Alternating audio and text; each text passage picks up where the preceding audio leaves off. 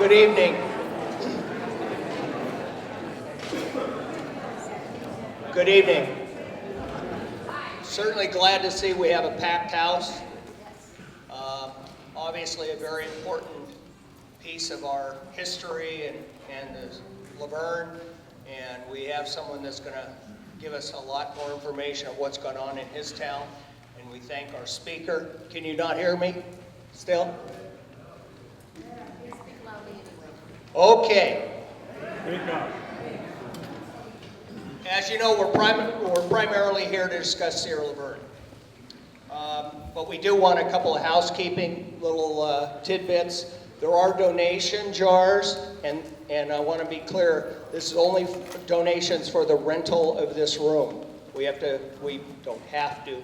The church allows us to use this room, so there are 2 donation jars. They're strictly for the room rental. They are not regarding this Sierra LaVerne issue. I just want to remind people of the purpose. If you haven't been to this meeting before, this is a group of citizens that got together back in October. We had some questions about the direction and issues that we felt were important to the future of the city we all love. So from that moment on October 1st of last year, there's about 20 people that met in a homeowner's graciously gave room in her house. And I think as of today, there's slightly over 910 people as members of the group. Thank you. Thank you so much. Numbers do matter. And I think we'll see how important that is in the future. For the record, I do not believe we're over the fire code. Quick show of hands. In here, who's a member, current member of the LaVerne Coalition? Great, thank you so much.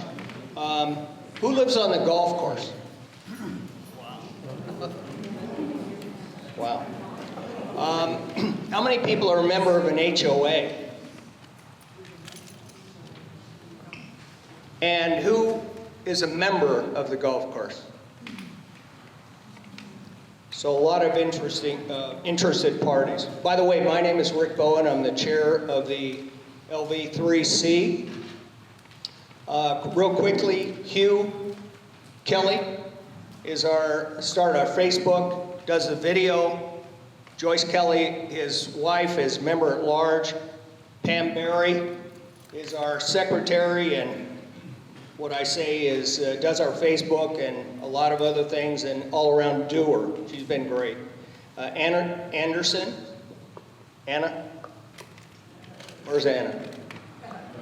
Anna is a member at large. She does a lot of research. She does a lot of activities for this group, so you probably see her quite a bit. And Fred Fott, sorry, pardon me. I don't know if he's here, but he's a member at large. And there's so many other people. I want to call out Rich Gill right here doing the video. He volunteered 4 or 5 months ago to do his video. He's videoed, I think, virtually every council meeting for the last 4 or 5 months. Thank you, Rich. Sabina, Lynn Del Toro, Robin Walker, Kathy Newland, Joe and Kathy Torsha, and there's just too many people to name at this time that have stepped up and been a big part of this group. Hugh wanted to say something about the White Street. Just a very short word? Yeah. Oh, okay, good. I turned it off. Okay. Just a very short blurb about White Avenue. We get at least a partial victory on that. One person that's really helped us out is Catherine Butler, Lily Brainerd, Sue Grafton, and other people down on White Avenue worked very hard on trying to get this not widened. It's a partial victory. Northbound, there's going to be 2 lanes. Southbound, there'll be one, but at least the green belt will stay, the trees will stay. So watch out for the racetrack going home at night, but at least in the morning time, it'll be reasonable. And with my voice, I'm going to carry this around with me forevermore. Anyway.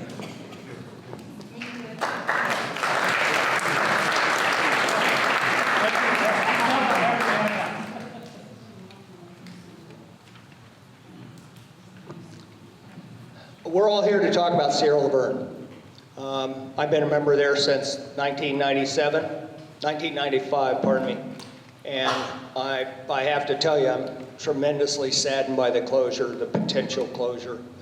I still hope it doesn't happen. Obviously, I can wish all I want, but hopefully with a bunch of people and a bunch of voices going to city council, and maybe we can get somebody to act. So that's our primary reason for being here. That's why hopefully all of you are taking your time tonight to come down here instead of doing something at home. But somebody has to act. As far as I know, there has been little, if none, interaction trying to save the golf course. So, the primary reason we're here, we have a speaker, Mike Konrad from Victory from Vellano, and he is going to talk about what he has experienced for the last 3 or 4 years and give us some idea what we might be up against. So, Mike.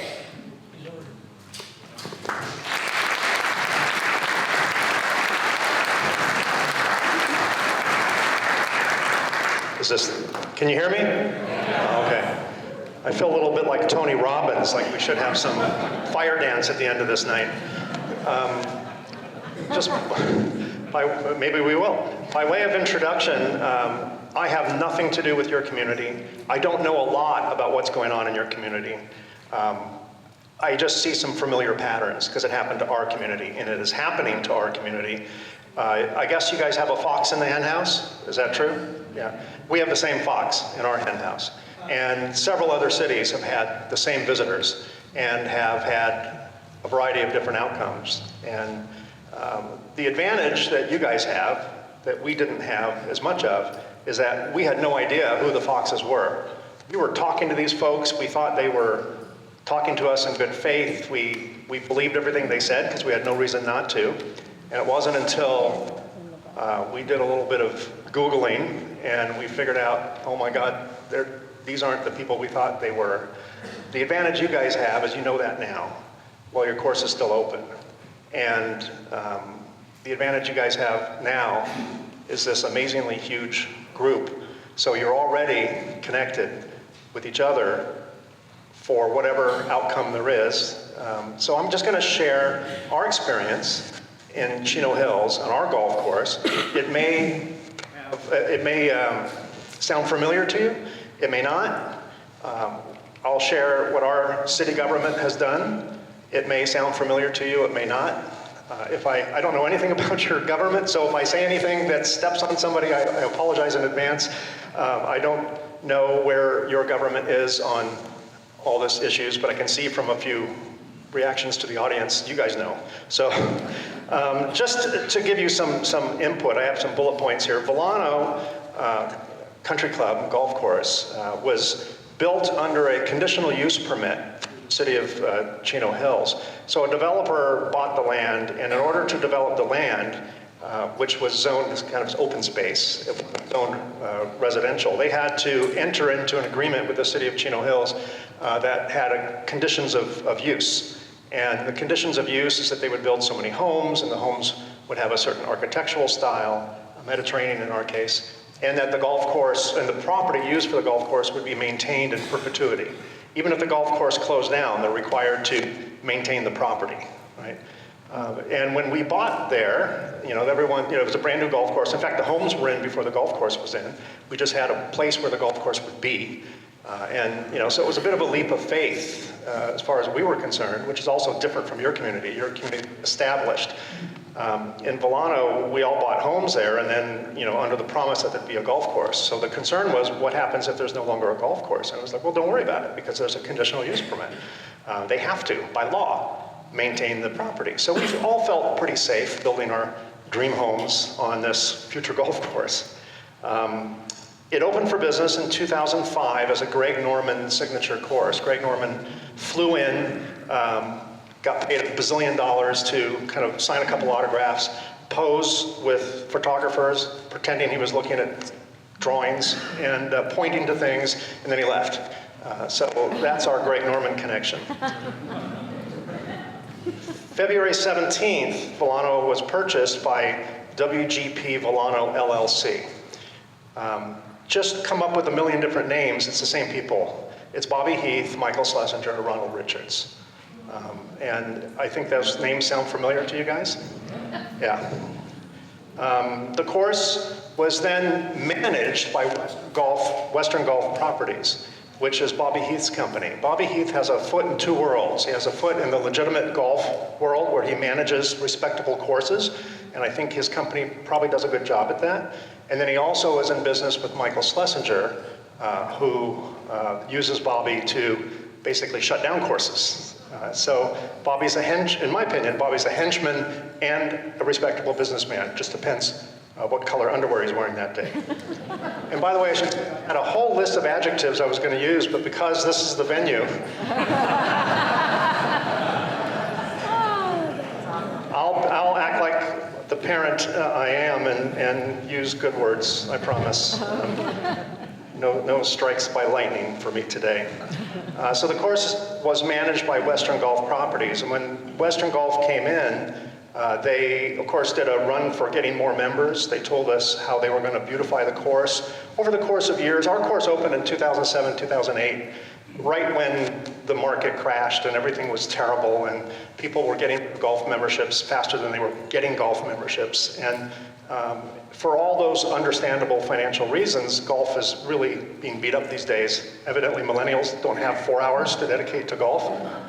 I don't think I'm offending anyone in this room. So they don't play golf. So they sold the course. It went through a couple of other owners, and then WGP Vellano purchased the course in February of 17. The HOA board met with Bobby several times, because many of us were members at the golf course as well. Even though the HOA and the golf course have nothing to do with each other. There were two separate corporations. And we asked, who are the owners? And he wouldn't tell us. He said, well, the owner wants to remain nameless for reasons we now understand. Western Golf Properties began then a systematic reduction of maintenance on the golf course. I don't know, is that happening here? Right. So they turned down the watering, the non-playable areas were dead. The fairways were barely manageable. The greens were terrible. The service was terrible. And it went from a private country club to a public country club to a club that even the public didn't want to play in. Because all they did was lose balls and break their ankles on the gopher holes and looked at dead dirt. In fact, they added green dye to their fertilizer, hoping that we would be fooled. But when our balls turned green and the bottom of our pants turned green, we realized it was just all fake. So basically, they created a problem intentionally so they can come up with a solution that sounded good. And their solution was, hey guys, golf sucks. I think I can say that here. Golf sucks. The business is terrible. We're losing money. It's like they just bought the course 6 months before. They knew it was losing money. And all they did was turn down the services, which shooed people away. So they said, we don't know what we're going to do. And this was Bobby. And if you ever think Bobby's this nice Southern gentleman, he's probably worse than Michael Schlesinger, because Michael Schlesinger is Michael Schlesinger. You kind of know it. There's no mistake. Bobby comes across as this legitimate, caring, Southern hospitality type businessman. But he's just Michael Schlesinger in nicer clothes. So they came to the HOA and they said, we got a problem. I don't know if we're going to survive. We're probably going to have to shut down the course. Look at the terrible conditions. We can't afford to water it. And but we have a solution. We'd love to have you guys come and meet us at the clubhouse, and we'll propose a solution. So of course we came. 2 board members came, because whenever we have 3 or more, it's a quorum and everyone gets upset. So 2 of us went, and we met with a developer. We're like, what's a developer doing here? And it was Trumark Homes, who was building properties in Chino Hills at the time. And Trumark showed us renderings of beautiful greens, the greens that we actually bought when we became members. They basically showed us renderings of the course, how it used to be. And they were going to remodel the clubhouse, and they were going to put in a coffee bar that would make Starbucks look like McDonald's coffee, and all this cool stuff. And all we had to do was agree to 250 condos on hole 18. 569 yard, 18. And we're like, we have 205 homes in Vellano. The minimum home size is 5,000 feet. The largest is 12,000 feet. They're all on minimum half-acre lots, which, like California standards, is like 10 acres anywhere else. But so we're on large lots, large houses, and they wanted to put 250, 1,100 square foot townhomes. Like, well, that's not going to work. It's going to double the size of the neighborhood, population-wise, and it doesn't fit here. There's nothing wrong with 1,100 square foot condos, but they don't fit in this Mediterranean-style community. And they showed us renderings, and they looked awful. And again, I think they practice the art of guided discovery. Show us an awful plan, so the next thing they say looks better, right? So we're like, no, we don't like that. Surprise, surprise. So then we started talking about closing the course and putting homes where the courses are, where the course used to be. Which, at first, wasn't an awfully bad thought if the alternative was, a closed course. So I met with our city council and said, hey, in the future, if we come to you and ask, can you build homes here? Can we build homes here? A, no, there's a gun at the back of our head, because we're not doing this by our own free will. And, what would you say? And their answer was something no. Basically a very strong no. And it turns out in our town, sorry, did someone say something? In our town, we're almost built out. There's about 1,000 home credits left. So about 1,000 more homes, and 78,000 residents. And the city incorporated in 1997. We're a new city. And part of the incorporation was we had to build a certain percentage of affordable housing. And affordable housing translates to apartments and condos, something small, high density. And the city kind of kicked the can down the road for a lot of years, successfully avoided having to build it until the last several years. So the last several years, they've been kind of, paying up and building all these homes. So the atmosphere right now in the city, by people who write on social media, is, this council's terrible. They're building all these, cheap homes, and it's ruining our city, and whatever. But they had to do it. So when we came to the city and said, hey, can we build more homes on land that is designated as recreational open space, they had no appetite to fall on their sword for us, because they're already getting beat up by the houses that they have to build. So the city made it really clear the answer would be no. The HOA also had to agree to it, because it turns out the golf course is within our property. It's a property within a property, so they have an island within our sea. And we own the streets. They have an easement that allows them to use the streets as part of the operation and maintenance of a golf course. So if there's no golf course, they lose them. Anyway, long story short, the HOA would have to agree to annex the property. So the city had to agree, the HOA had to agree. So we had meetings like this, less behaved, and we determined that we weren't in support of that. And I should back up a little bit. When I met with Schlesinger and Heath, I said, why don't you just go to the city and ask them, what are you talking to us about? And they said, well, we don't want to go to the city. We want you to go to the city. Because we're developers. The city's not going to listen to us, but they'll listen to you. They'll listen to 205 homeowners that are going to lose their property values, because you vote for them. We don't vote for them. So they basically wanted us to do their bidding. So we met with the city, we met with the homeowners, we met with the city, we met with the homeowners, and we finally came up to about a 98% consensus. We didn't do a formal vote, but we did a kind of a show of hands, and it was very clear the answer was no. So I called Bobby, actually I emailed Bobby Heath I think it was a Tuesday evening, and I said, the answer is no, we can't support that. The next day, the next morning at 10 o'clock, they closed the course. And I'll give them one thing, they said they were gonna do it, and they did it. They're good to their word, as far as that's concerned. What day was that? That was, oh, I probably have the date. It was last year, I think in May. So just over, a little over a year ago. But that wasn't enough for them to close the course. Of course, they turned off all the water. And we live up in the hills, and we're subject to fires and things like that. In fact, I'm on my 5th insurance company in 9 years. They keep not renewing me, and I have to keep finding companies that will renew me for more money. So and we're in a pretty significant fire area. And the 600 acres that our homes surround was quickly going to turn into weeds. And weed abatement is required 100 feet from a property line. Is that right? Are you a firefighter? About 100 feet. 100 feet from a property line. But then there's thousands of feet of weeds that we knew were going to grow. Not only did they turn off the water, they dug out all the sprinklers. And because we're in the hills, we have irrigation pumps to lift water pressure. So we have pumps that move water up to the top, then it drains down to the bottom. They sold the pumps. We had flatbed trucks showing up in the community from other golf courses, scraping the putting greens, putting them on the back of their truck. They sold the putting greens, they sold the irrigation systems, they sold the pumps.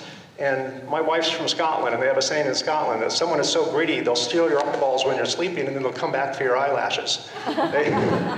They did both. I had a meeting with Bobby and asked him, why are you picking apart the pieces? And his answer was, I didn't make any money on the development, so I need to make money somehow. That's what he said verbatim. I also think there was another reason. They do things for 2 reasons, the stated reason and other reasons. And I think the other reason was that they wanted to make sure in a scorched earth mentality that the course would never be developable as a golf course again. And it takes a lot of money to redo the plumbing. And the nature of our plumbing, once you take the water pressure off, the pipes collapse, check valves collapse, and it would cost millions to bring it up into plantable condition again. So I think they wanted to make sure that there was no chance, if the city ordered them to turn on the golf course, that would ever happen. So we invited, before they actually closed the course, we invited Bobby Heath and anyone else who wanted to come, Michael Schlesinger, to an HOA meeting. God love them, they came, and they faced a lot of angry people. And fortunately, we recorded with their permission, and they were up on a microphone, and we had a video camera like that one. And Michael Schlesinger said, if we don't agree, he will shut the course down, turn off the water, all the plants will die, all the trees will die, and then we'll put a fence around it. And that's what they did. So about a month after the course closed, and we have them on, if you ever want to, if you need to stay awake and anger keeps you awake, just go to the victoryforvellano.com website, watch the videos of him saying, this was always a home play, this was never about golf, he's going to shut the course down, and he has the money to wait 20 years. In another community, he said, I'll either build homes here, or my kids will, or my grandkids will. He says he has the money to wait forever. Big words, and so far that seems to be the case.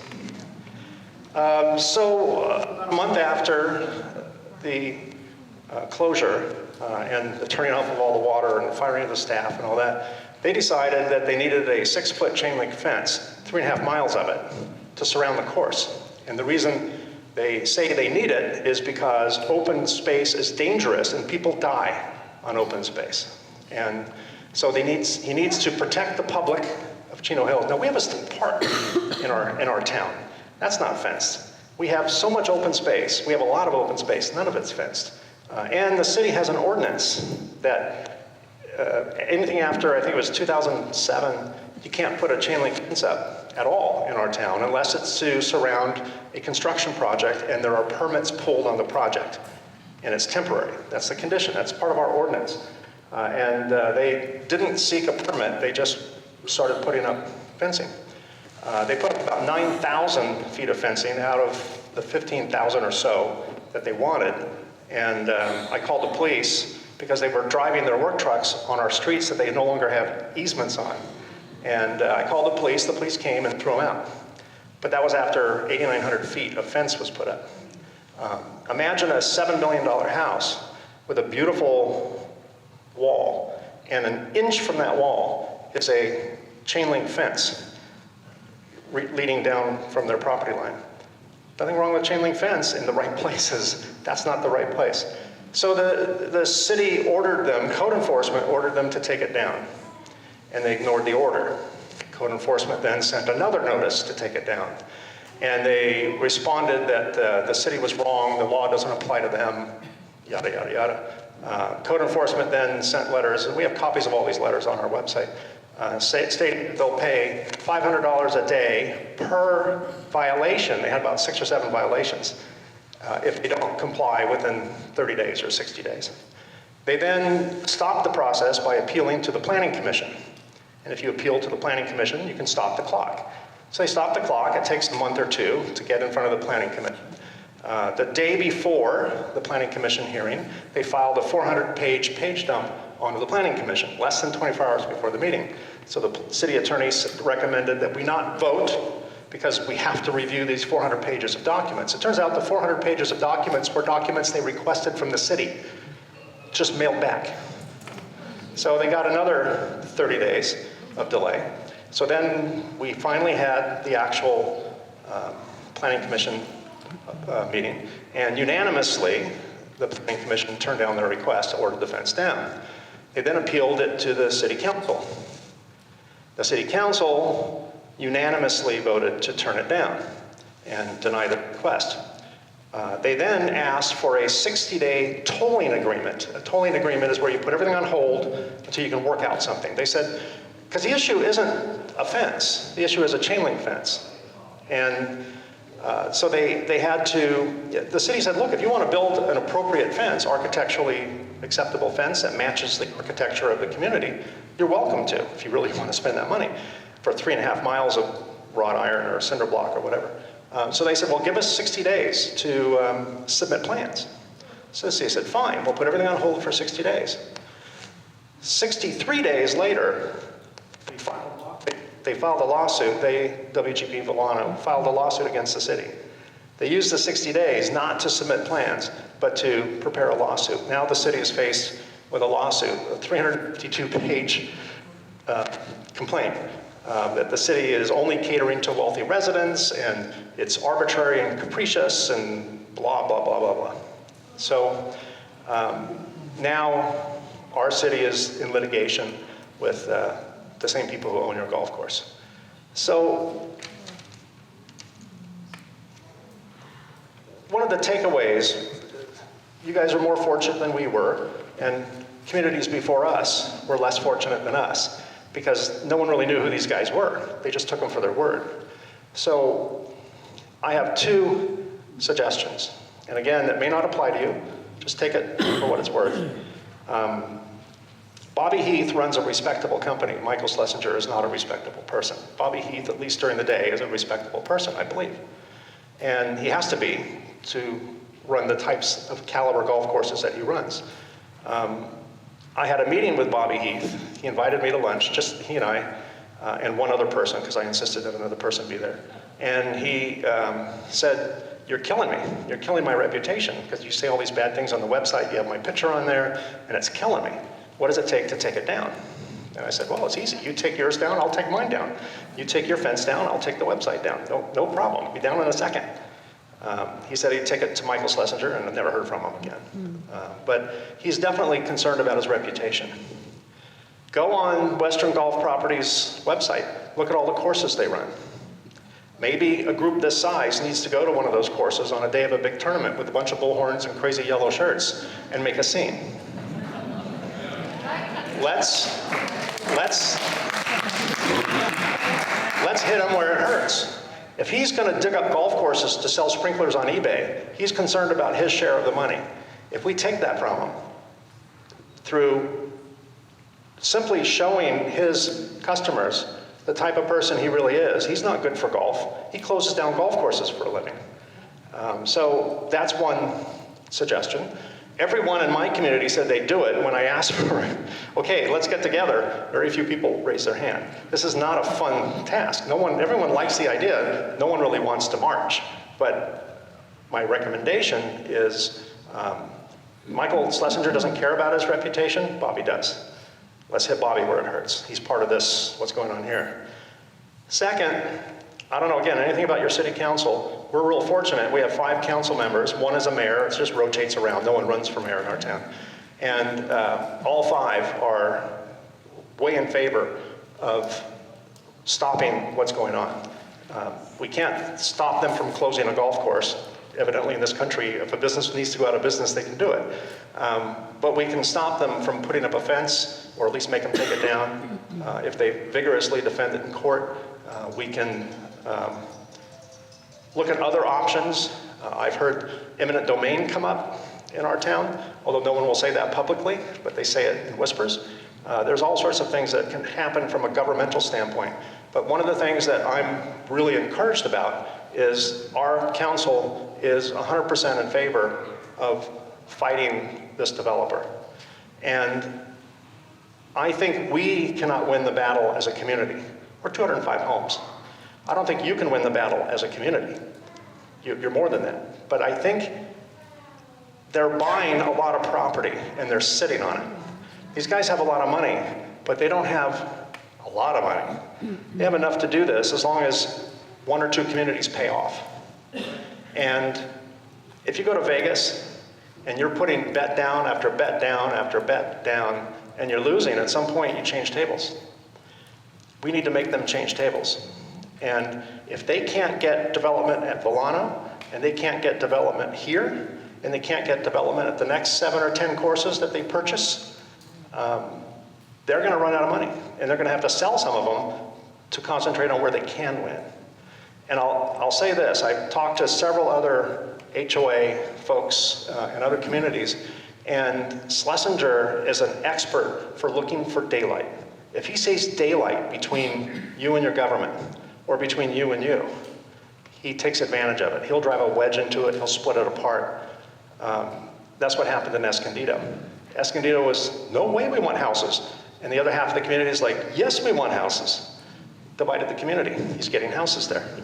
So my advice to you guys is meet regularly. Start a website or something on social media so you can share information. And if your community, I'm not saying you should, maybe houses are the right thing for your community, I don't know. But if, I didn't think they are, but I just want to be open. If you as a community, as a whole, don't want houses to be built there, you can't stop them from closing the course. But you can stop them from building houses if you all band together. In our town, and you're probably similar in size, 5,000 votes elects a council person. Even though we're 78,000 people, very few people vote in who runs for office here, who gets into office here.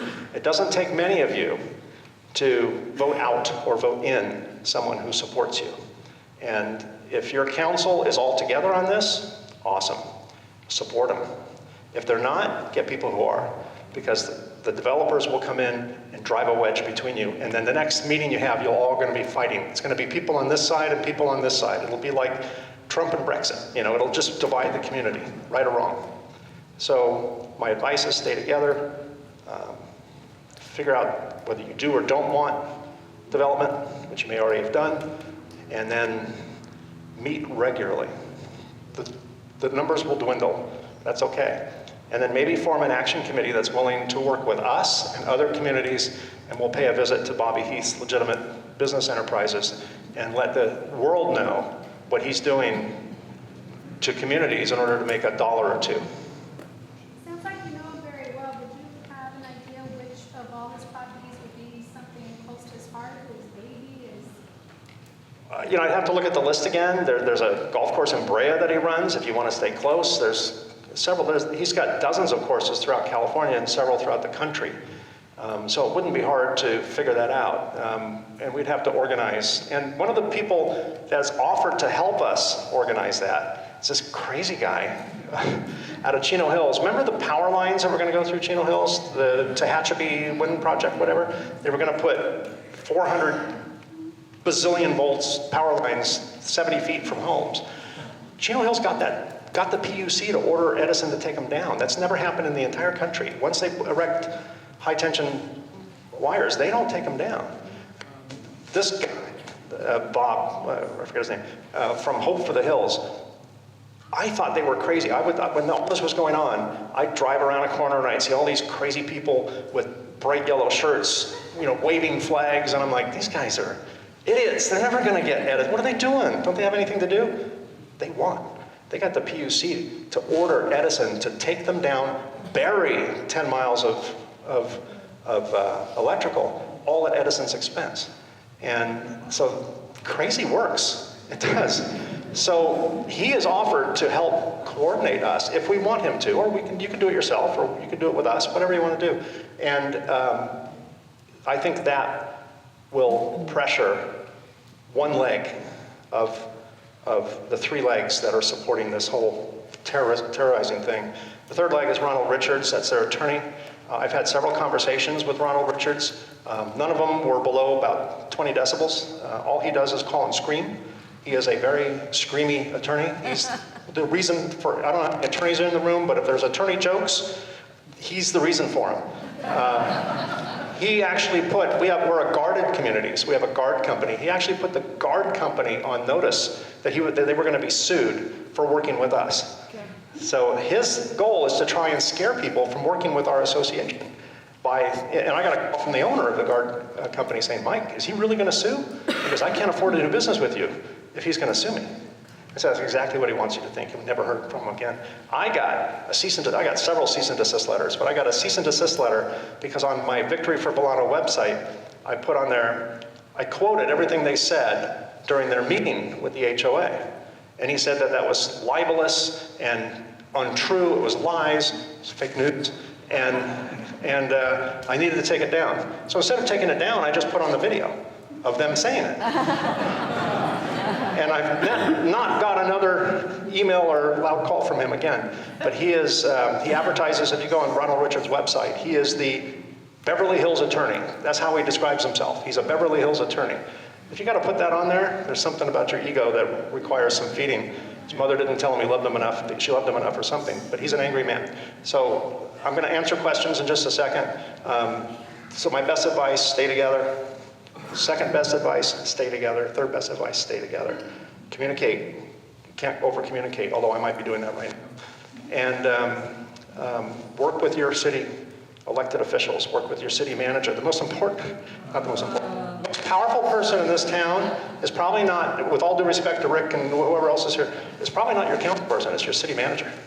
Your city manager, if he or she is like other city managers, can rock these other guys' world if they have the support of the council, because they know all the legal tricks. Your city attorney, your city manager. Maybe that's not good advice in this town, but if you can, talk to them, talk to them. And then if they're not listening to you, you talk to your council, and you exercise your power of the vote to make them talk to you, because that's what they get paid for. Any questions?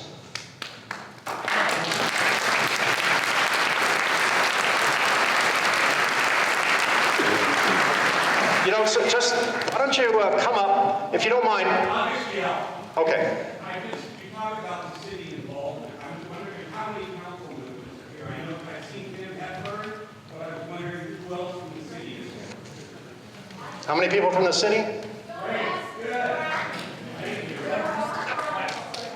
Thank you. Good. Now you can listen to us. I'll repeat it. Oh, name. Okay. I'm asked, before anyone asks a question, I'm asked to ask for your name. So what was your name? Just, thank you.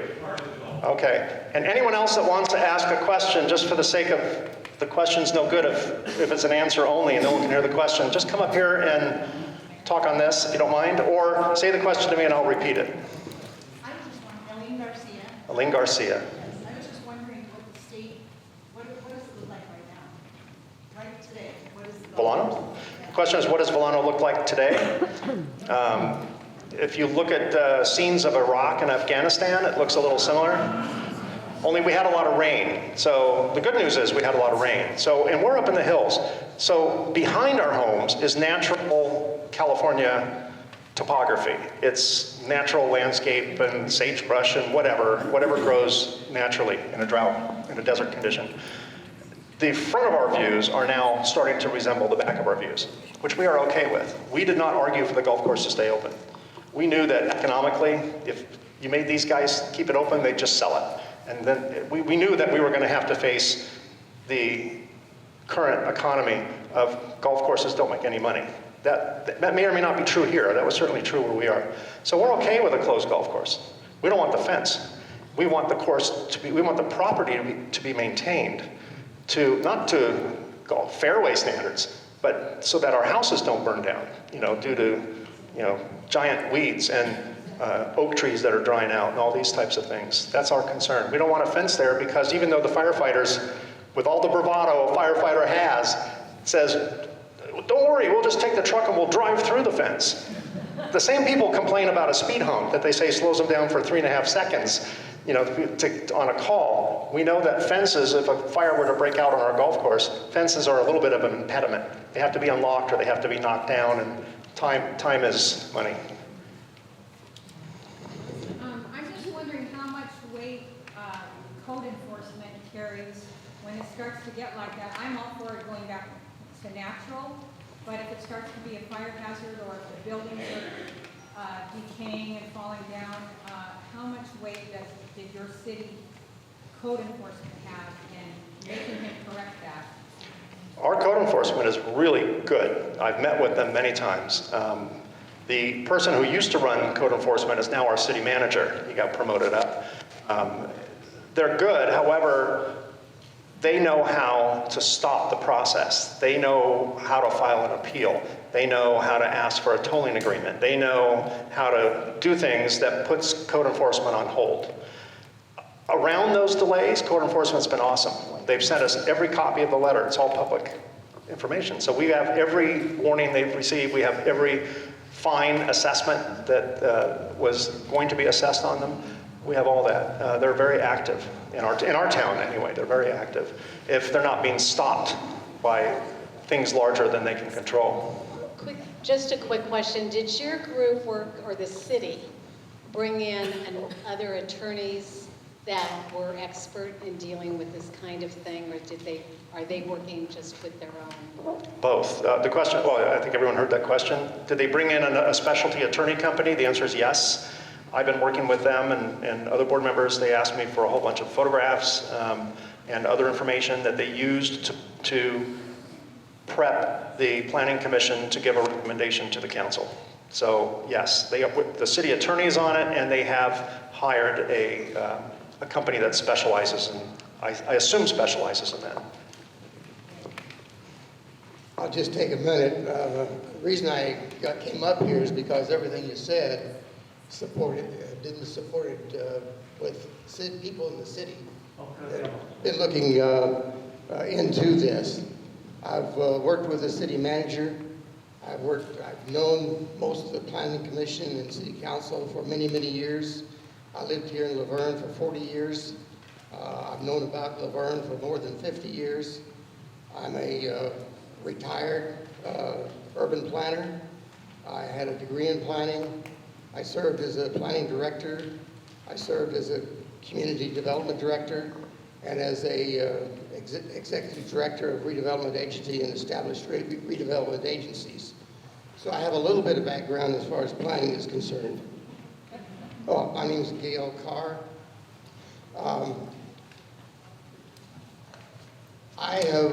The reason I moved to LaVerne 40 years ago is because I was impressed by the way that the city council and the planning commission work together and how the community, the council and the community and the planning commission are out in the community and listening to the people of the community.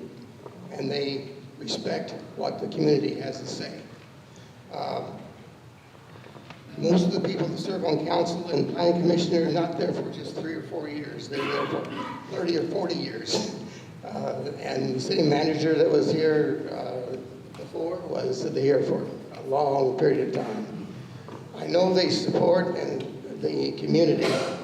They have all said they are opposed to this project and that they would be totally behind the idea of whatever we needed to do to point it in the other direction. We have, as far as code enforcement is concerned, there is a lot we can do code enforcement before it gets as bad as what it was here. And our eyes are open now with what you're saying. And I think we can all really work closely with Planning Commission, City Council, and court enforcement to make this thing turn around. I know that the city manager is a good person to work with, as are all those on Planning Commission, City Council. So I think if we decide to go that direction, there's no reason we couldn't be very successful with it. Thank you.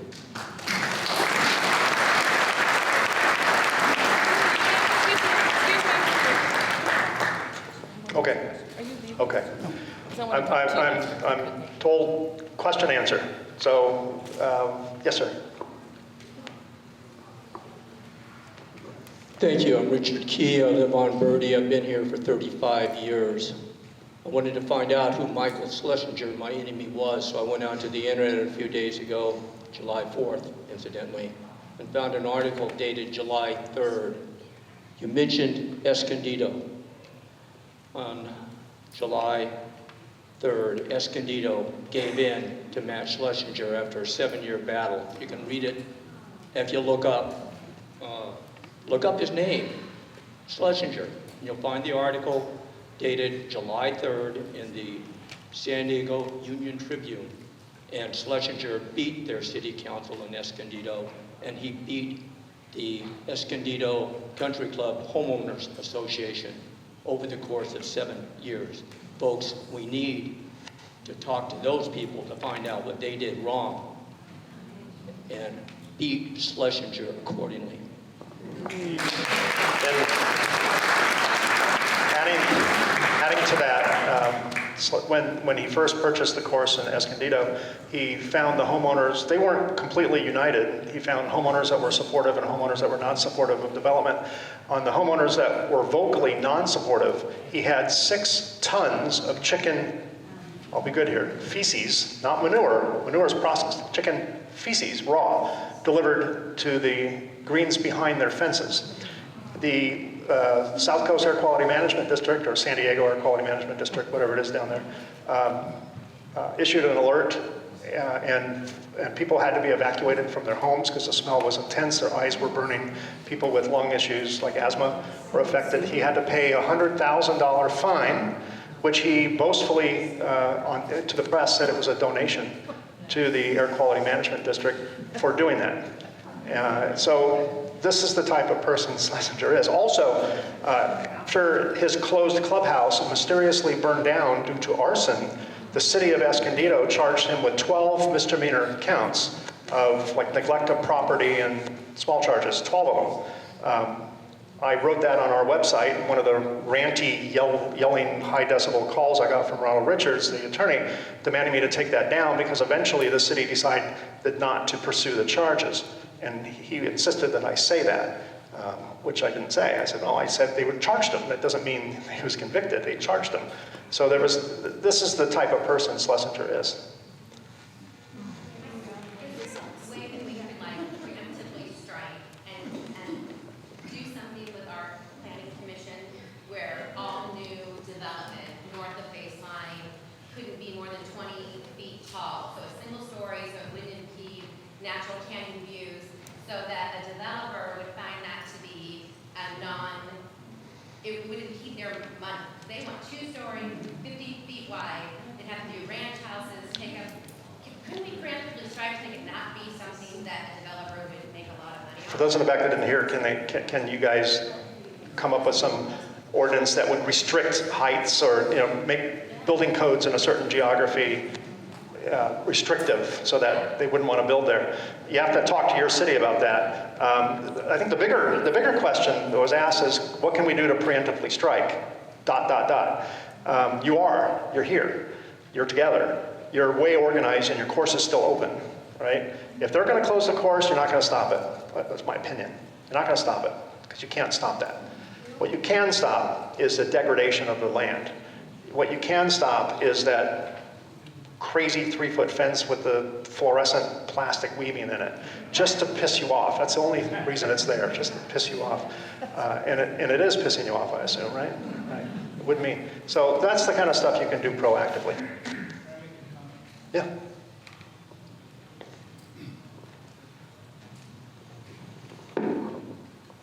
I guess I'm not ready to give in. Because why can't we stop the course from being closed? Who has talked from our city to Michael Schlesinger directly? We have every council member in here along with the mayor. And this is the beauty of a meeting like this. It's not a city council meeting. You don't get to sit and just talk. We're asking for answers. We're asking for input. We're asking, what have we done to stop this from happening to begin with? They've known about it. We as a city have known about it for 3 years, 2 to 3 years. It's been threatened to be closed for a long time. There's various letters that were written back and forth that said, oh, January we're going to close it. Last year we're going to close it. This is not a secret. It has not been a secret. We have 2 weeks from today when that golf course closes. I would not be surprised, based on what I've heard, that 2 weeks from tomorrow, there are bulldozers, there are God knows what goes on at that course 2 weeks from today, and I want to know what the hell the city's doing about it.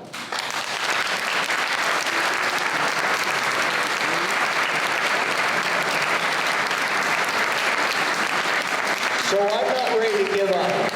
If somebody has to call Michael Schlesinger, I don't know him from Adam, I'll call him. He doesn't know me, probably can't get anything done, but who has talked to him? Who has allowed this to happen? And what in the hell can we do about it? And by the way, I want to make one thing perfectly clear. The opinions and statements by Mike are not the opinions, how do I say this? Not necessarily the opinions of the LaVerne Coalition. Your golf course will stay open. So, here's what I ask everybody. What can we do? What do you guys want to do? You want to wait till it's closed?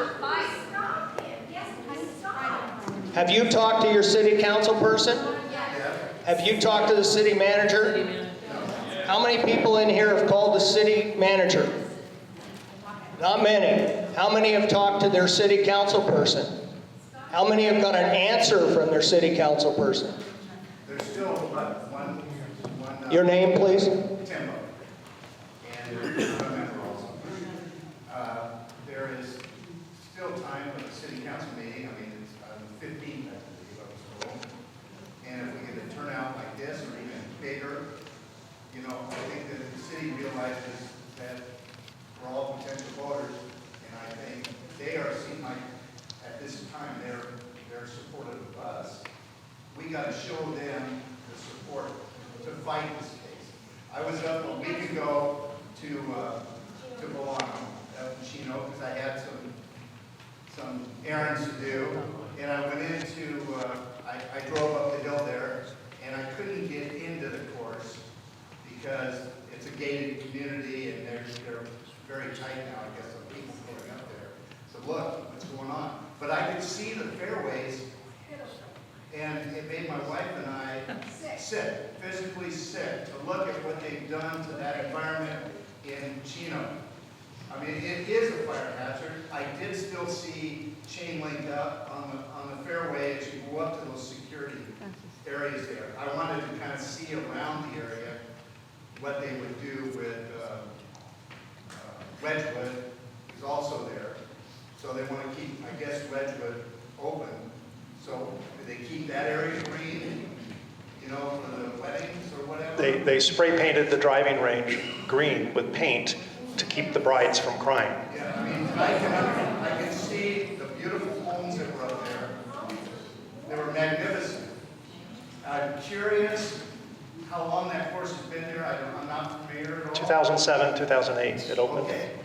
This course was here in '79 when I came up here, and there were nothing but orange groves up here.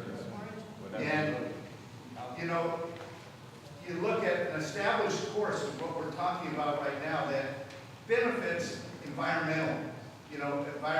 I can't believe with what's going on, you know, other projects have been stopped because a gnat catcher was found there. You know, and they stopped it. This includes the PGA on one of their tournaments.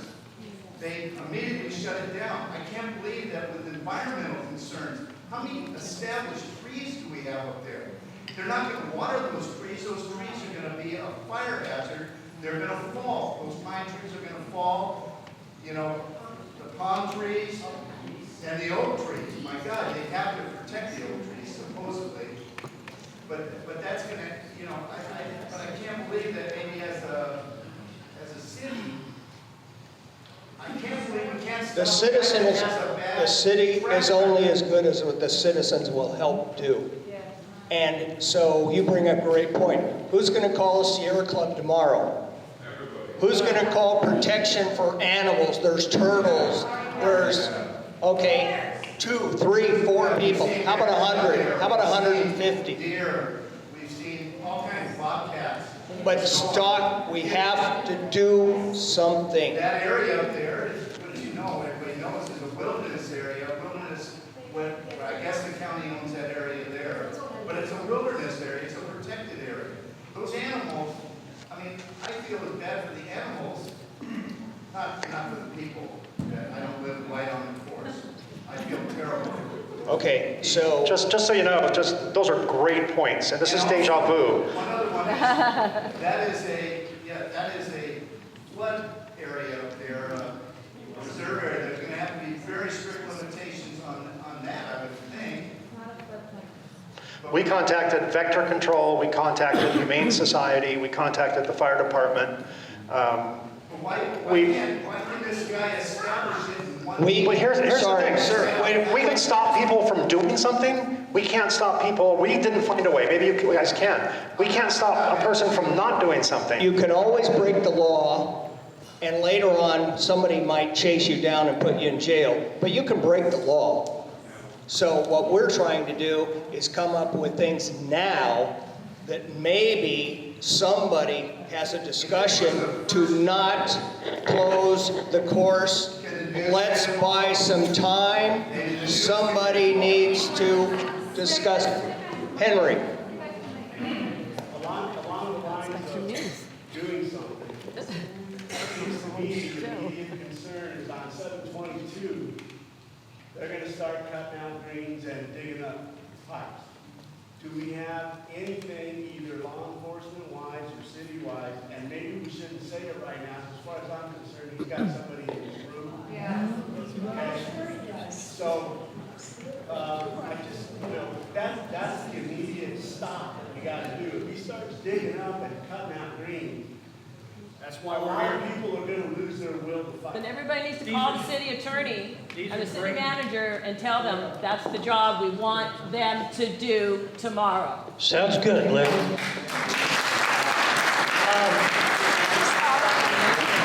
I just want to say one thing. These are all good suggestions. This is the stuff the group is made for. Please post it.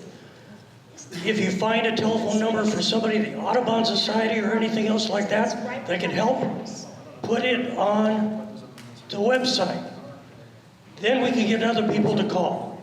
At least then they can see. We have one question up here. Yes, behind I don't golf. I golfed back when I was 20 years ago. How much is this now in the elevator to the power line? Because we know that you can't build up the power line. Is that something involved? Let's call them. It's a good question. Who's going to call them tomorrow? Who's going to call Edison? Rick, it's Los Angeles. LA Department of Water and Power. It's very handled. You're welcome. But we've got a big group here, and what can we do as, the people here in LaVerne to do? You mentioned something about going protesting at Bobby's events. When are they happening? Can we get together with your folks to do that? Or, I think we need to get together and have things going on. I would invite anyone to contact me. I'll contact other people. Let's get that chain going and let's start something like that. We've talked about it, but we haven't done it. No, well, not that I'm aware of. We don't have anything planned. We put all of our eggs in the city's basket, and we figured the city has a bigger budget than we do. And but we did ask several times to sit down with Schlesinger and let's talk about buying the property back, but he won't even meet with us. It sounds like Bobby doesn't want to get speared. Yeah. He's hired lobbyists in San Diego to try and change the council. He did a smear campaign on people he doesn't like. But I would welcome that. I will get the person who's been chomping at the bit to help us organize, because he's just a professional rabble-rouser. And I would love to work with you guys on that. Okay, I guess the other thing is, are there other things you think citizens can do to fight this, other than making calls, anything else?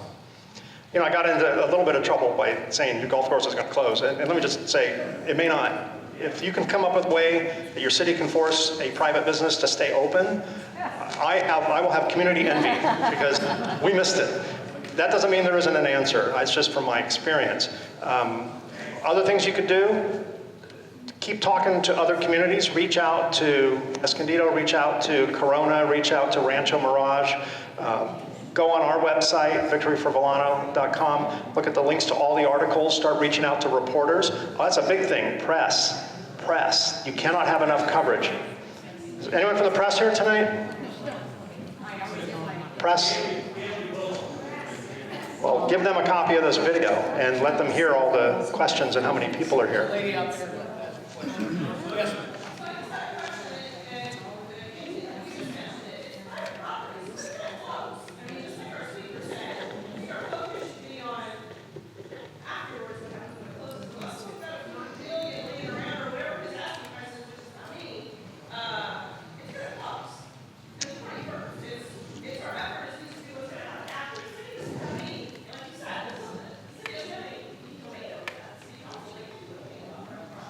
If you're a halfway decent city, and you're a homeowner and you just stop watering your lawn and you just let weeds grow, code enforcement's going to show up to your door, right? So personally, that's the advice I would, maybe not, okay, they shouldn't. That's the advice I would take, code enforcement. They might close the course, maybe no, maybe yes, but if they do close the course, you need to be prepared, make sure that it doesn't turn into all the blight that we have. Yeah, hi, Mike. First of all, thank you very much for what you're doing. And also, I'm curious to find out how are you funding the lawsuit? I mean, usually the party with the deepest pockets wins. And how do you come up with the money? Because I know it's going to be costly. The question was, how are we funding the lawsuit? We're not in the lawsuit right at the moment. The HOA is not in the lawsuit. The city is. Well, how do they come up with the money? The question was, how do we fund the lawsuit? Where's the money coming from? The answer is the HOA is not in a lawsuit at this given moment, although we do have a legal standing. They violated a common CC&R. We could go after them for that, but right now the city has deeper pockets than we do, so we're relying on the city. The city told me they were going to sue for enforcement. They knew it would end up in court, but the developers beat them to it and filed a lawsuit on July 1st. So now the city's in it. So our community now has gone from vote the fence down, which was successful, to we want to see you guys vigorously defending that lawsuit. So now we've changed our tactic to pressure the city. The city has the money. Chino Hills is not in bad shape. We're a new city. We don't have old debt. We don't have old pension plans. We don't have things that older cities are strapped with. So we're a pretty young city, and we have had a lot of building going on that generated a lot of money. So we're happy to see some of our tax dollars go for that. Yes. Yes, okay. I'm one of the lucky owners of the orange fence coming up, so knowing what that wildlife looks back there, you mentioned kind of different organizations that you have reached out to as far as a community site and all this. Have there been any feedback or any support from other organizations that you feel like we can approach directly that can kind of come on board for this? The most responsive, directly and indirectly. The question was, what organizations gave us the best responses? Who else can you contact? I mentioned Vector Control. When they shut off the community swimming pool, it turned green. We sent a drone up over it, and I mean, if green were concrete, you could walk across it. It was the greenest green I've ever seen. So we sent Vector Control in, and Vector Control ordered them to turn the pumps back on, which they did. And now it's chlorine filled and all that. We contacted the fire department, and this is the indirect. I have some really good friends who are high up in the fire department, and they assure me, unofficially, that the code enforcement, the weed abatement part of the fire department is really scrutinizing that property. They're holding them to the letter of the standard. And they've been sending crews out there doing weed abatement very unhappily. So fire department was good. Vector, oh, I'm sorry. Third party besides outside of our city, like other organizations that Oh. can kind of back up. Something out of the city? No. We haven't reached out to anyone outside of our city. I don't know. We reached out to Greg Norman just to let him know his name's on this sign. But he's got his money. He doesn't care. No, we haven't reached out. But if you can think of someone else outside of our city that would be helpful to our community, that would be. I'd love to hear it. How about what? We, the HOA, are not using a lawyer, but the city is using a lawyer, and I could find out who that is and refer them to your city. That would be something I could easily do. I don't know if I can't vouch for them now. I mean, fence is still up.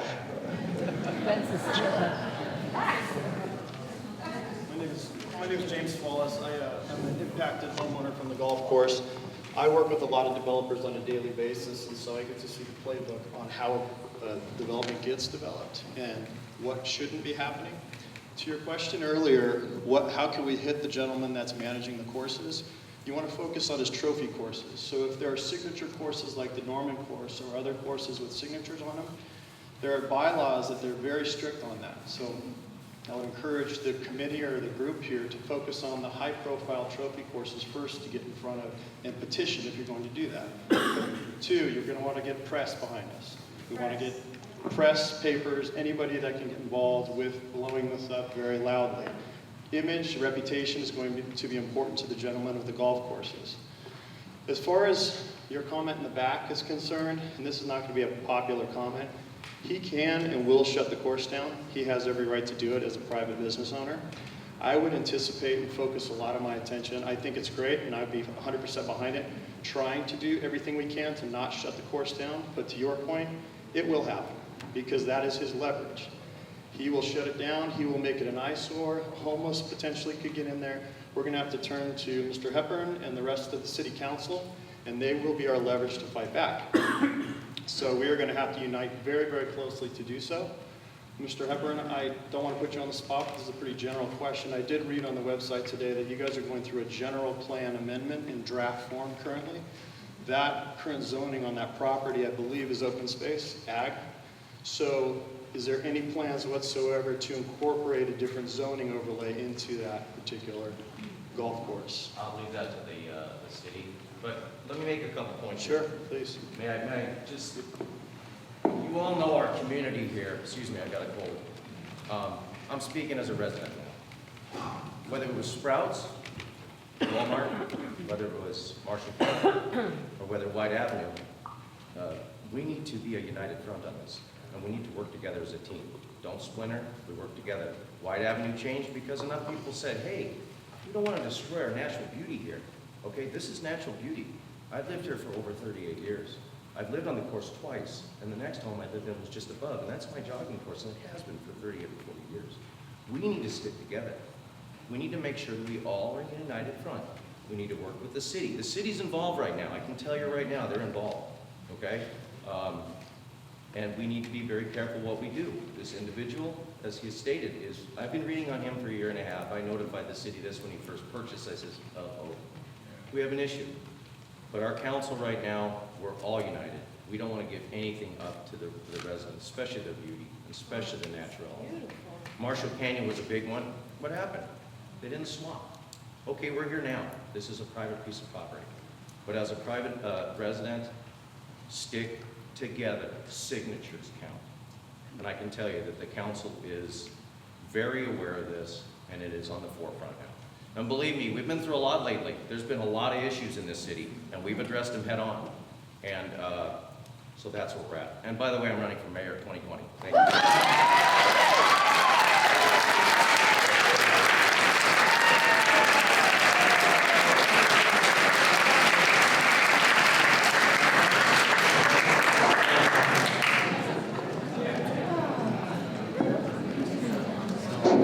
I'm a little bit on the shy side of all this, but I just have to get a word in.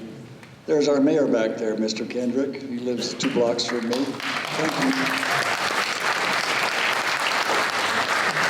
The reason I took a hold of this microphone is to let you know that the man that built the golf course that we're talking about, I told him several days ago what was happening. He now lives in Texas. He flew out 2 days later and came down. Daniel D. Murray is his name. He built San Dimas Golf Course and this Sierra LaVerne. And he just wanted to talk to the city people and find out what they were up to and hope to give them a little bit of a nudge. Because there's a lot of people that really love the golf courses in this town. And they don't like endless houses in the way of their ways of life. So that's all I can get out. So thank you.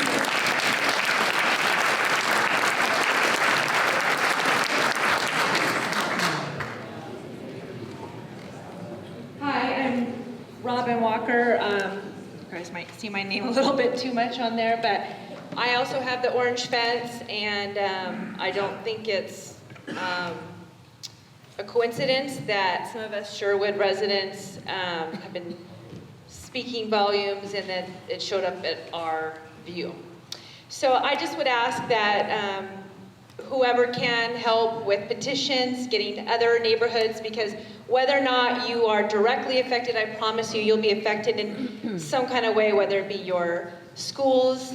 They're not going to build another junior high and high school. Those kids, 500 plus, will end up at those schools and competing with your kids for that baseball spot or whatever is near and dear to your heart. Your traffic, your cul-de-sac that you currently love will be gone if you're living in that area, or if you're just living on Wheeler, you're going to have to deal with quite a bit of traffic. Whatever it is, I'm just asked that we get some more volunteers for petitions to help with some other neighborhoods. I know Rhonda and I were walking the neighborhood just trying to, because you would be surprised how many people don't know what's happening. So if you have an older neighbor or somebody that just doesn't have the time to be on Nextdoor or Facebook, tell them. Get a signature for us just so we can let our city council and our mayor that they need to work hard for us and not give these people any leeway. We do not want any development. Of course we want some great fabulous park or golf course, but at the very least, no development, no ugly fence, and to protect the open space. So we just ask at the end, if you haven't signed, if it's just you, your spouse needs to sign, your 18-year-old son needs to sign, if he lives in LaVerne. Any voters need to sign our petitions, and if anybody wants to take a clipboard and help me get them, please do that. Thank you.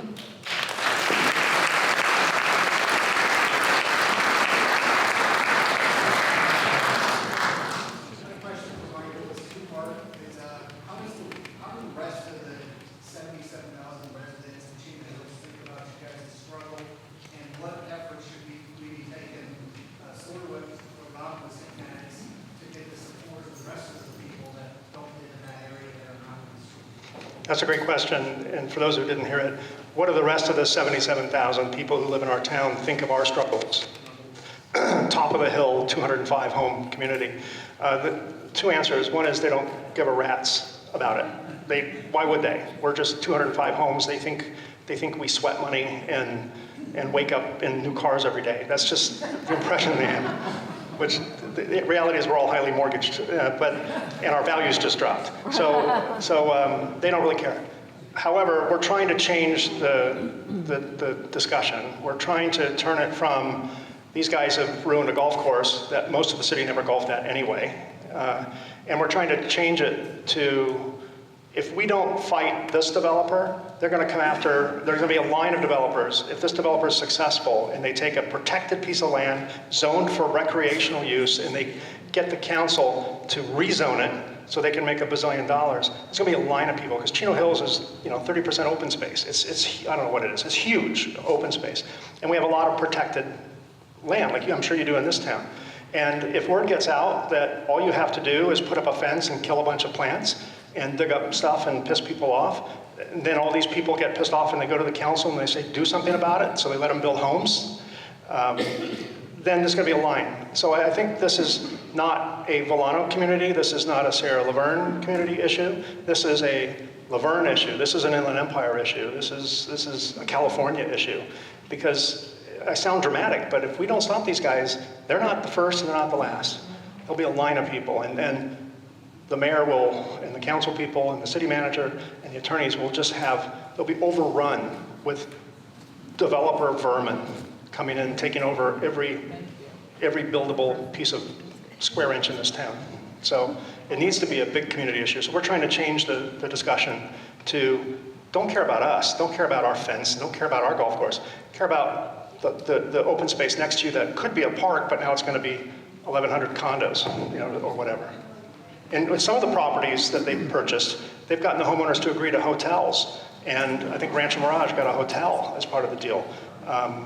Corona was negotiating with them, and they were talking about, I don't know how it played out, but they were talking about a senior care facility on their property. There's nothing wrong with these things, but everything has to be in a place. And a former golf course is not necessarily around a bunch of private homes is not really the best idea for a hotel. But they'll put whatever they can on it. They'll put a Chuck E. Cheese on it if they think it makes some money. Yes? I wanted to ask anybody in the city council, does our open space designation protect us from any of these tactics?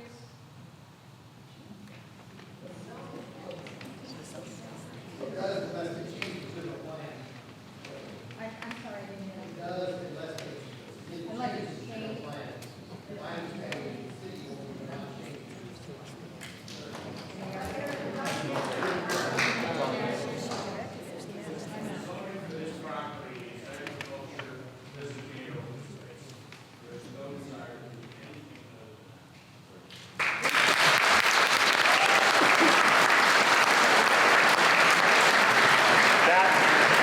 That right there is half your battle. Half your battle's won if that sentiment doesn't change. Half your battle's won. Because at least, but that just needs to go to the developers. They need to know that's real. They're going to hear that and go, yeah, that's this mayor. The next mayor will change his mind. They need to know that no council will change because you won't let that happen. Is there a petition that you could put on the ballot where it's never going to get changed, the zoning? I'm not an expert on city politics. You have a lot of people here, the mayor, council, that can tell you that. Probably they're going to defer it to the city attorney to see if that's available. Your question is there a petition that you can do to the city? Just walk in, it could never be a development, the zoning could never change. I don't think that can be done by, a petition just tells the government what you want. It doesn't make it happen. They'd have to look at the existing law and how the land is. You'll vote for it. Well, again, that's above my pay grade. I talked to you guys might have to hire an attorney to represent you, because right now you're hearing from a hack like me that doesn't know the answer to that. My name is Rhonda Peters, and yesterday when me and Robin were walking around, it came to my attention that our ordinance for the fencing will allow him to put a chain link fence up. So all he has to do, I think, is go down and get a permit, and we'll wake up to a fence tomorrow. So we need you guys to be on it. I've already emailed the mayor. He probably has me on a dartboard by now, but we all got to speak up. Got to change the ordinance. And I took a petition yesterday to La Paloma. Are you a LaVerne resident?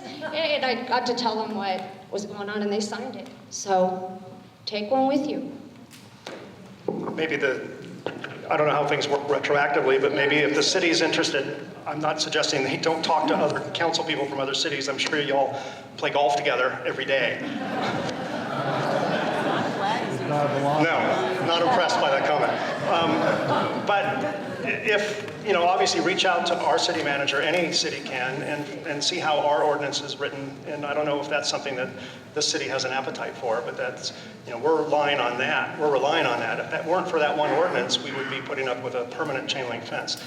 So maybe, I don't know, if you can get some ordinance change before they start erecting a fence, then that would be something I would certainly push your city officials to do.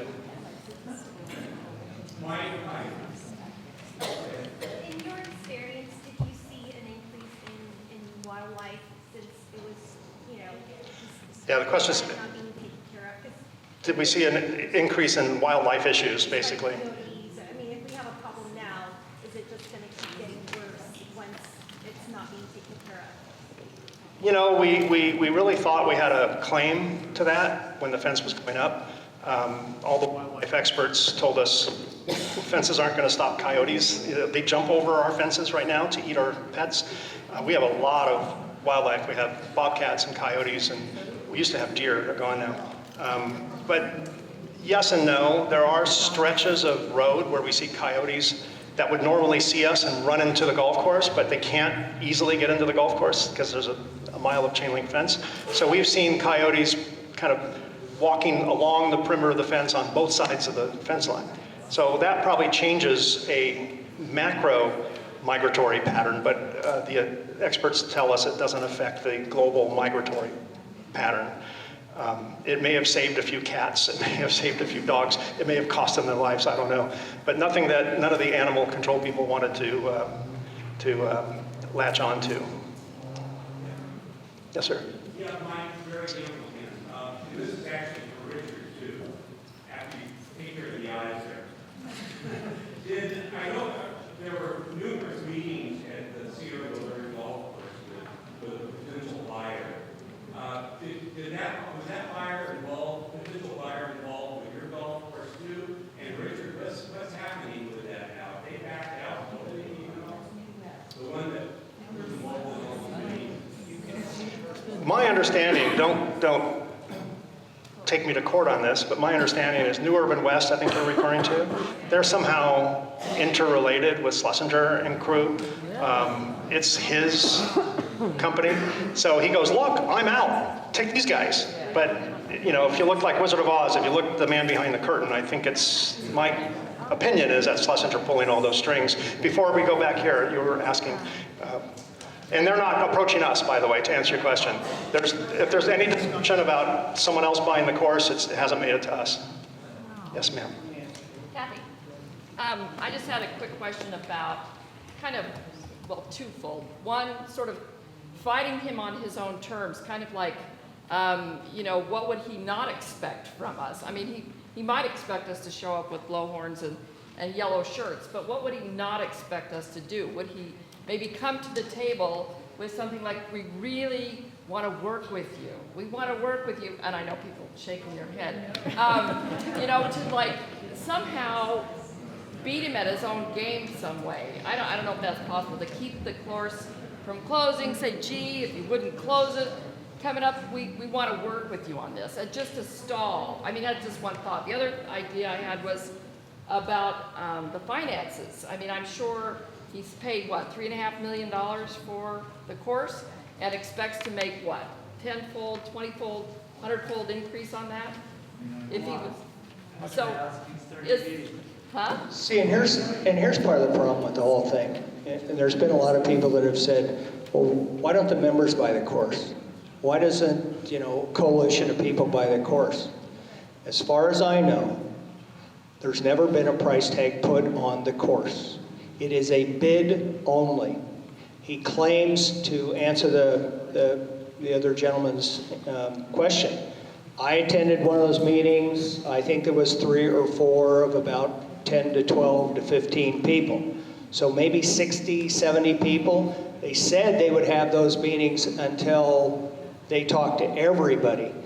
I don't know if 60 people, was everybody, but as far as I know, there's been no communication since. They have told some people that, they're going to work with community people, they're going to reach out to people, but I don't know if you've been contacted. I certainly haven't. So to me, it sounded like a bit of a ploy, because I remember asking specifically that night, if you're going to pay rumored 9 or 10 million for the property, as a developer, you must have a minimum number of houses or condos or whatever to return that investment plus your profit.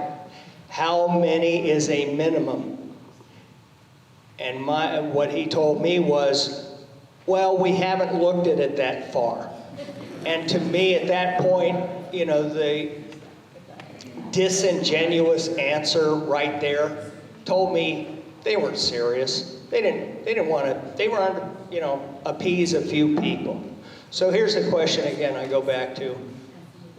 We've known about this for a long time. What communication? Mr. Hepburn just said the city's heavily involved. That's great. I wish they would have had the July 1 meeting, the council meeting that they canceled 4 days after the announcement of the closure of Sierra LaVerne came out. So why haven't we had a community meeting with council members? Why haven't we had discussion? This is the first discussion that I'm aware of with a big group. So why aren't we discussing it? Why haven't we discussed it before this? Because as you all mentioned, it might be too late. But still, what do we do from here? Great ideas so far. Kathy, I agree. You know, if you don't talk to your adversary, how do you know what they want? I was in business for many years. If I never talked to my customer or anybody, you never found anything out. It's very hard to negotiate when the person on the other side won't negotiate with you, but you have to try. But Rick, he's just telling you that he's going to be dishonest, that they were disingenuous, and am I right? Yes, and that's an assumption. I think what he's saying is absolutely right. I agree with him. I think what he's saying is right. You have to try. Get our experience, maybe get a different experience. Our experience was there was nothing genuine about it. It was all bad faith. And I probably talked to Schlesinger personally 12 times. And I have begged him to sit down and talk about selling the course. And the only thing he ever said about selling the course was, if the HOA can pay me what I would make on the developing of it, it's basically he wants all this money. He wants 100 million, whatever the number is. If he's going to make 100 million developing it, he wants 100 million to give us the land back that he took for 10. So but I think the point, you have to try. You have to try. Be told no, but you can't really move forward until you hear it yourself. Don't just hear it from me. You need to experience it. And that's the point. If we give up because of past experiences, then when he comes back to us, and again, I don't know all the nuances, but when all this comes back and there's lawsuits and there's all this, and he says, well, show me where the city communicated with me about a solution. Now they can say the same thing, show me where he offered a plan, which as far as I know, has never been offered up. But the point is, you can fight this battle in court, keeping it open, doing something, but you can have this battle in court that will go on for 2 or 3 years. Everybody spends a lot of money. At some point, to a point, you know, maybe the guy didn't have as much money as he says he does. Not that developers would ever, you know, say that. But the point is, what if it takes 2 or 3 years in court and then he wins? He's going to develop the property. If it takes 2 or 3 years in court and he loses, the golf course is still closed and looks like that. So how do we win? And if you don't talk about it, nothing will happen. Folks, can I make one point? Sure. The objective here from a developer's perspective is, yes, if it's 9 million, if it's 3 million, he's got a designated pot of money that he bought the course for. He's also got an IRR return that he has to generate. Every day that goes by, every day that goes by eats into that return that he paid for that course. The longer this goes on, his profit shrinks less and less, and it becomes more and more frustrating to him. So if Mr. Hepburn and the rest of the city council stick together next to all of us, and we drag this out with him, it chews into his IRR and his return, and at a certain point, we are topping out at the top end of the market. We are going to slow down, hit some form of a slowdown recession. Prices are going to drop. At that point, he's got to rerun all of his numbers, and this doesn't pencil again. Now he's got to carry it longer. So there will be a point where it's a tipping point with every development that they have to rerun scenarios. So as long as we keep stretching them out, that's our leverage. And we got to work very closely with the folks that spoke up today. So, And work with other communities, because you alone won't run them out of money. We alone won't run them out of money. He's holding about 12 courses right now. So but there is a tipping point. there is, but I think the tipping point is all of us sticking together. He can't develop anywhere. So there's no oxygen for him in the Inland Empire or in California. If he gets a little bit of oxygen from Escondido, it's going to keep you closed for another 2 years. If he gets a success somewhere else, it's going to fund keeping Vellano dead for another few years. I think it's an all or nothing proposition. We all win, we all lose. My name is Kurt McPherson. I live on Birdie Drive. Listening to all the comments, I'm glad to see everybody here, all united. I think we're very fortunate that we have our own fire department and that we can use the code enforcement along with the fire department. We need to keep the greens in there, we need to keep the plumbing in there, and I'm wondering if there's any way, and maybe the city council can answer this question, can we have some kind of injunction or some way the city attorney can write something up so that the moment those bulldozers show up, that we can have them stop. We have to have a way to keep the watering from being stopped, from being turned off, and also the plumbing dug up. There's a lot of oak trees, there's a lot of, I can't remember what the term is called. Ponds, lakes, but there's other trees that are, for our code, are not allowed to be messed with. The fish, and we've seen, behind our house, we've seen bears, deer, bobcat, all kinds of animals.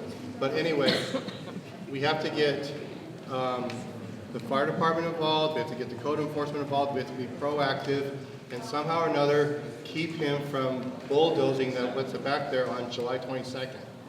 And can the city council, or the city manager, or the city attorney do something about that? Can anybody answer that? Maybe they can answer it at the July. Everybody needs to go to that meeting. July 15th. No. Why don't they answer now? The next city council meeting might be canceled. Yeah. It's been a habit. It's been a habit of the council meetings in the summer. Our city manager will know. We will let it know. What's that? We'll let our city manager know. All right, sir. Okay, there's a question at the very back. You've been very patient.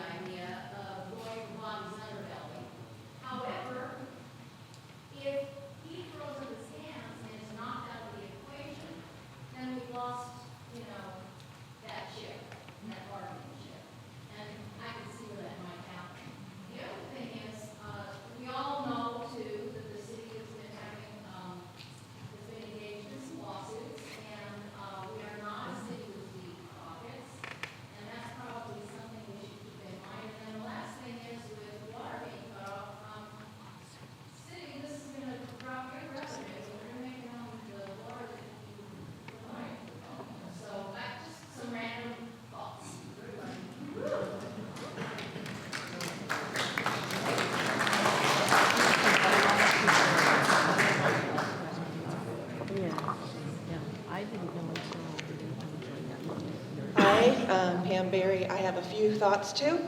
Number one, this is awesome. All these people here. This is great. Okay, so Mike, you said regular meetings.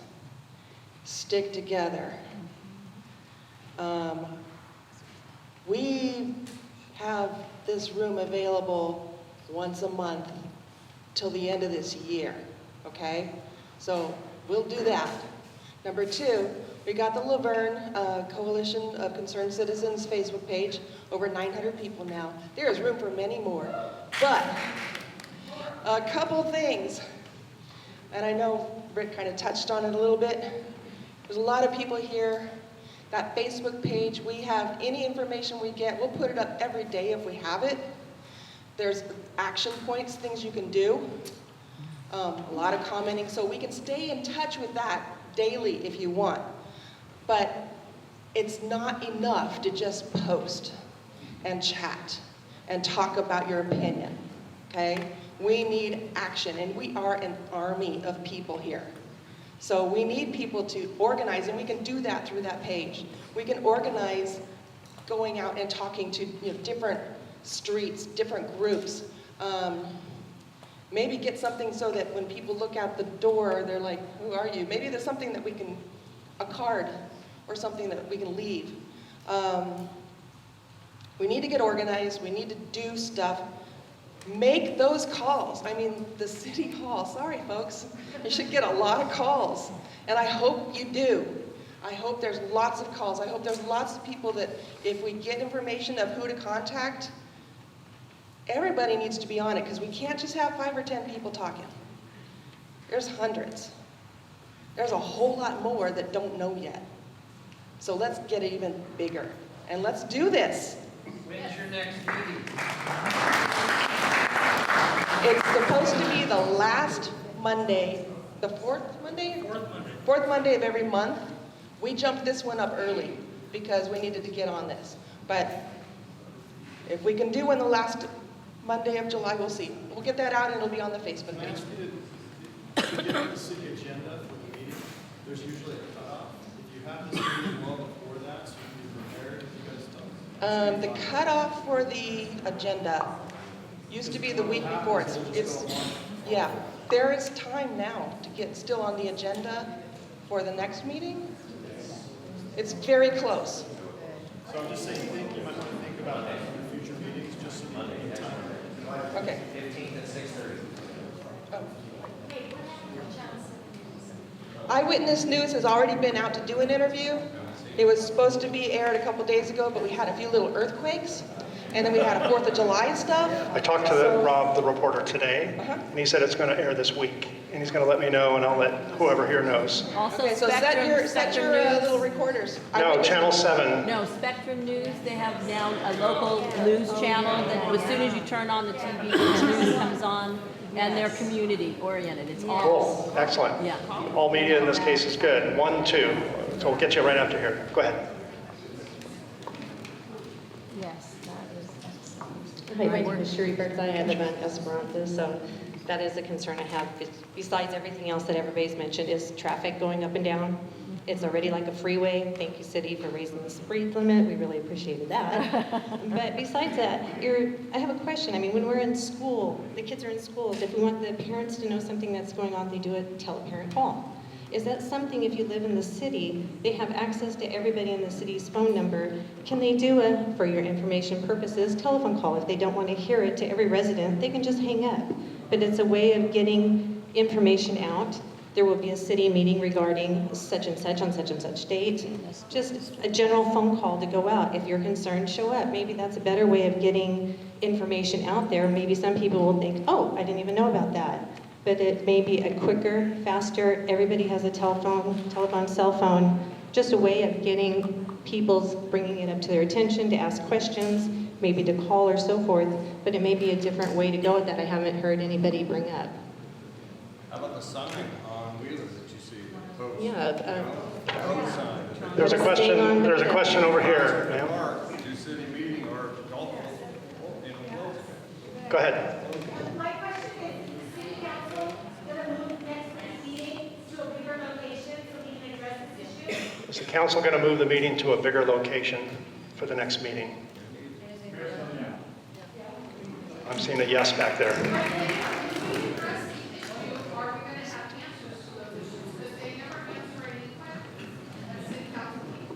You know, most city councils can't respond unless it's an agendized item that's part of some stupid rules that California is stuck with, or most of the country's stuck with. If it's not on the agenda, they can't really discuss it. They can hear it, but they can't discuss it. So maybe get some stuff on the agenda so you can actually get conversation going. You can do general comments, but my experience is if it's not on the agenda, they're not going to make any decisions about it, and they're going to be very hesitant to engage in conversation. I think to address it, can it be a part of the city council? I mean, instead of at the end where people are just voicing. Anything can be agendized, it just depends on how it's done. You know, Can we have a city planner there too? We'll have to discuss that with the city manager. Yes, anything can be agendized depending on a lot of situations. We cannot, but in a situation like this, the city manager will have to make that decision along with council. We have a gentleman in the orange shirt back there.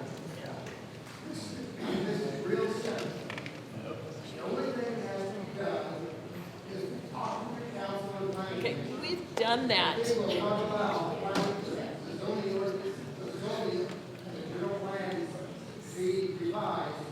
Did that for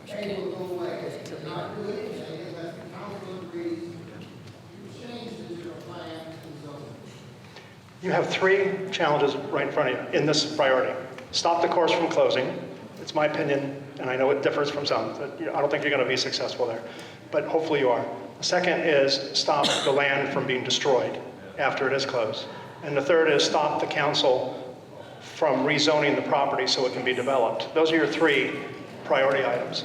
You may have already lost one, maybe not. You really need to start working on two. Don't worry about the zoning right now, because that can't happen. Even if they want it, that's not going to happen for a year, because you have to have environmental impact reports, and that's a multi-year process. So you have time. Work on the backhoes and the bulldozers that are going to be here 2.5 weeks from now, and getting the city to agree to stop that from happening and preserve whatever you have left. That's, I think, my opinion, that's your number one goal. At the same time, start working on rezoning. To demolish the building, you have to get a permit. Can the city stop that permit process? You know, I can't speak to your city. You have city people here, but yeah, my understanding is you need a permit. But you can seek a permit and get a permit in a relatively short period of time. If the city would have to have legal cause to stop it, so talk to your city about that. Our next meeting is going to be July 29th. I invite all of you non-members to look for LaVerne Coalition of Citizens on Facebook. Join, ask the questions. I'll put in the file section something Sierra LaVerne. You can take your suggestions and text them to me over Messenger, and I'll put them on that so we have a database of all the questions that you've come up with. We're going to have to wrap this up. Mike's got to go home. We'll let our council lady have one question. Well, it's not a question. I just wanted to tell you all, you've heard the council, all 5 of us, feel very strongly about the zoning. Beyond this issue, we also had it with mobile home parks. Those owners too are looking at wanting to sell that property. We stand firm with our ordinances, so know that. But the other issue is, you're talking about topics that you want to know more on. We have a site on our Facebook account, not Facebook, homepage, website. And on there, it's Know the Facts. And we were talking, we will go back and talk to the city manager for updates on that continuously, okay? So look at our website, go into Know Your Facts, look under Sierra LaVerne, and there will be more information for you there, okay?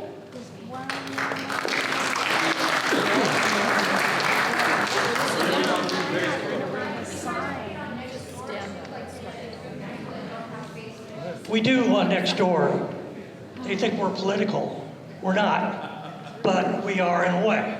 So they don't like us, and they'll shut us down if we say something they don't like. They do have that right. Yes, and because I've seen people just bounced for saying one thing.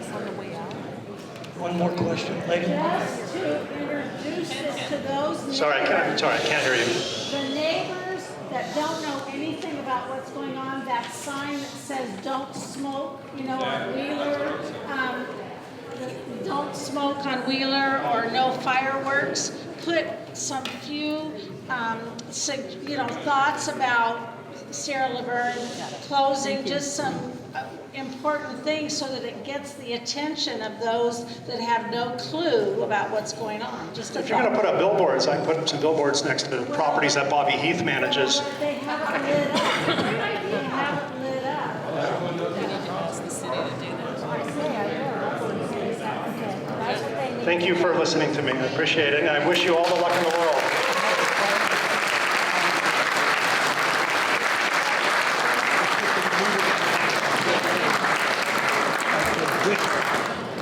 Before everybody leaves, there's a question about the website and the Facebook page. Excuse me? And by the way, know the facts on the city? You got to have facts. Yeah. So there's always two sides to the facts. Read them both. Read everything you can. Am I bothering you guys? Excuse me. Excuse me. Pam, can you talk about just our site so everybody has a good idea? The outside just said they were confused on our site. All right, okay, one more thing before I forget. The petitions are still there. If you haven't got a chance to sign in, they're still at the back there. You have somebody, where'd she go? She had some stuff because of the earthquakes related to preparedness, safety, whatever. She's going to be in the back. But LaVerne Coalition of Concerned Citizens is a Facebook group. If you go onto Facebook, if you're on Facebook, just search for LaVerne Coalition of Concerned Citizens. If you got an agenda, it's written down there too. We have an email address, but just look it up. Send a little request to join. There's 3 questions you need to answer, whether you live in LaVerne, why you want to be part of the group, and do you vote? So we'll continue to put information there. A lot of people find information that we don't know. We all put it together, and that's it. Anything else? Oh, yes, there are a couple little boxes. I think you already mentioned the little donation boxes. Those are just for the room rental, if you want to put anything in there. But anyway, we'll see you the last Monday of July here. Thank you all. Love to have everybody, and hopefully as many or more next time. Thank you.